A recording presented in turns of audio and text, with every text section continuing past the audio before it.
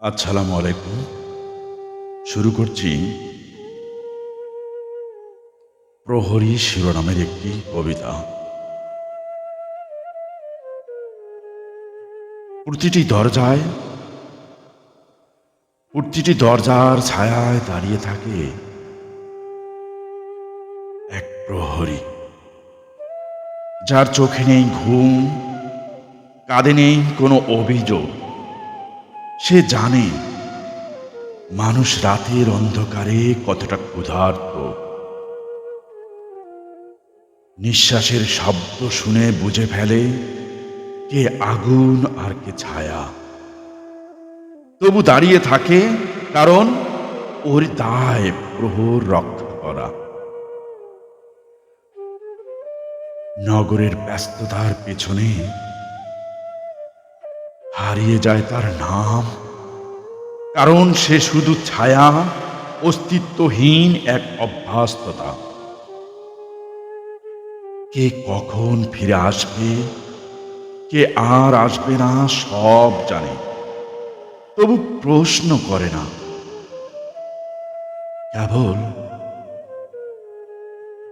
দেয়ালে হেলান দিয়ে দাঁড়ায়, একটু মৃত্যুও যেন চুরি হয়ে না যায় ওর চোখ ফাঁকি দিয়ে। বৃষ্টি এলে সেও ভিজে, তবে চোখ ফেলে না চৌকাঠ থেকে। তার জন্য কোনো ছাতা রাখা হয় না, রাখা হয় না উষ্ণতা। সিগারেট ফুরোয়, কিন্তু ক্লান্তি ফুরোয় না তার ভেতরে। কারণ জীবনের চেয়েও বড় তার দায়িত্ব। কারো ঘরে ফেরা, সে চায় না কিছুই, শুধু চায় সময় তাকে একবার স্পর্শ করুক। কখনো কেউ বলে না, কেউ না, তুমি আছো, তুমি আছো বলেই আমরা নিরাপদ। তবু তবু সে দাঁড়িয়ে থাকে যেন আত্মবিসর্জনের প্রতিমা। রাতের শেষ প্রহরে এক পাখি ডেকে ওঠে, সে চমকে ওঠে, ভাবে এই তো প্রভাত, হয়তো আজ আরেকটি দিন বাঁচবে মানুষ। তবু ওর চক্ষু লাল, কারণ রাতে ঘুম নয়, দেখেছে এক খুন। একদিন সে হারিয়ে যাবে, প্রহরীরাও তো মানুষ। তখন লোকজন খুঁজবে, কিন্তু স্মরণ করবে না নাম।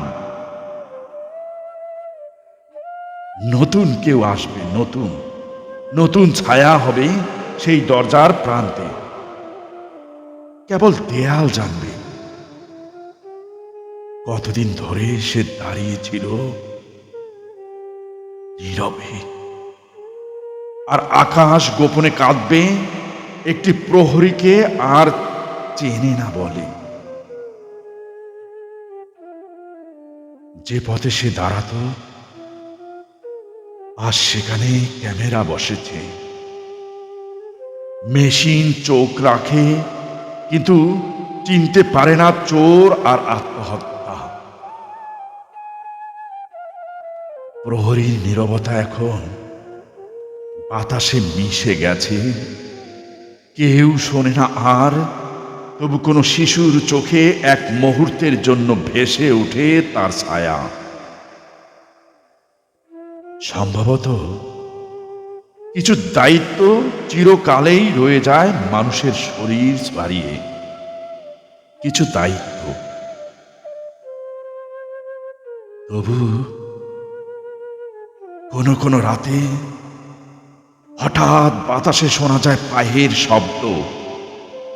দরজার ধারে দাঁড়ানো ছায়া যেন আবার ফিরে আসে অনাহত।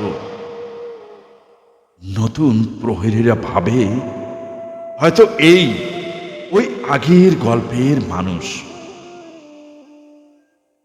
দেয়ালের ভেতরে থেমে যায় ঘড়ির কাঁটা, মুহূর্তটা স্থির দাঁড়ায়, কারণ কিছু দায়িত্ব থেকে যায় প্রহরীদের মতোই অমর ও অব্যক্ত। অমর ও